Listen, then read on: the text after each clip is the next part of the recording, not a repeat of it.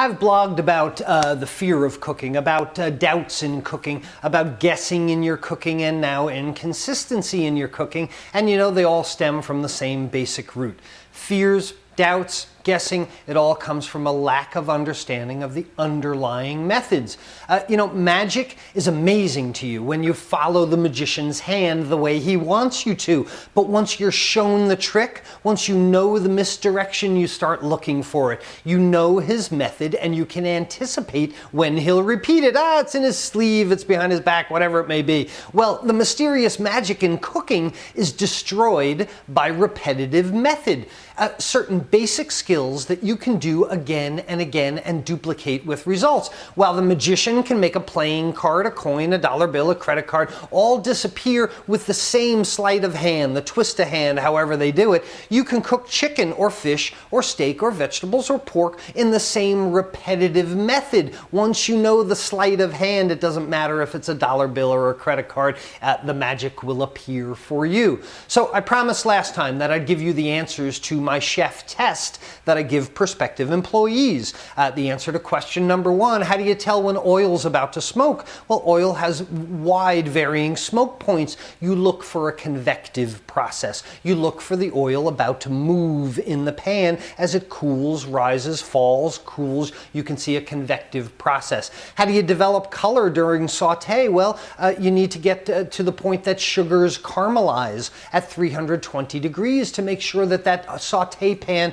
is hot enough when you start. And the key to that is a little bit of water in the pan to see that temperature, to actually quantify your cooking. So the answer to number three, how do you deglaze and reduce a saute pan? Well, this shows the skill of being able to control heat. It's very hot that sugars caramelize on the bottom of the pan. A cold liquid drops the temperature of the pan, releases the fond off the bottom. I want to see this skill. Another thing I might ask someone to do is make beurre blanc, being able to control that heat in a saute pan and melt butter so that it doesn't break. Making beurre blanc is a great demonstration that you can control the heat on the stove top. The answer to number three, thickening a sauce. 1, 2, 3, 4. It's thickening a sauce. Well, I want to know that you know the difference between a blonde roux, a brown roux, and a brick roux and the thickening powers that they have. I want to see you demonstrate the use of a cornstarch slurry or some way to thicken a liquid. This says to me that you could make me a gravy if I wanted to.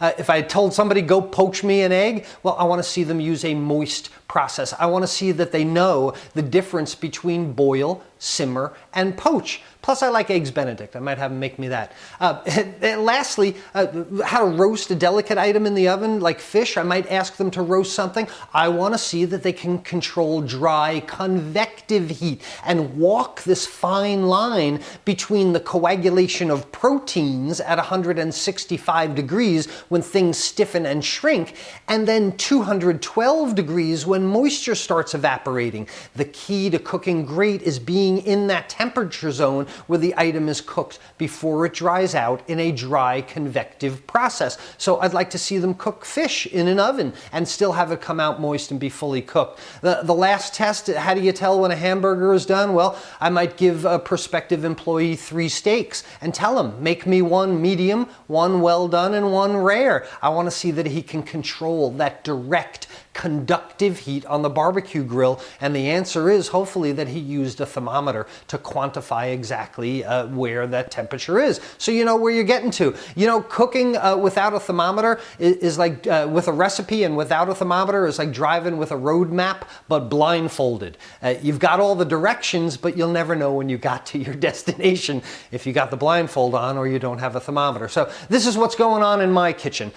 You might want to make your cooking more consistent so that every recipe that you follow makes more sense, or you might be creating things so that you want them to be the way that you want to do it and do it again and again and again. These 7 skills will help you toward more consistent cooking, more pride in what you do, and greater expression of your hobby.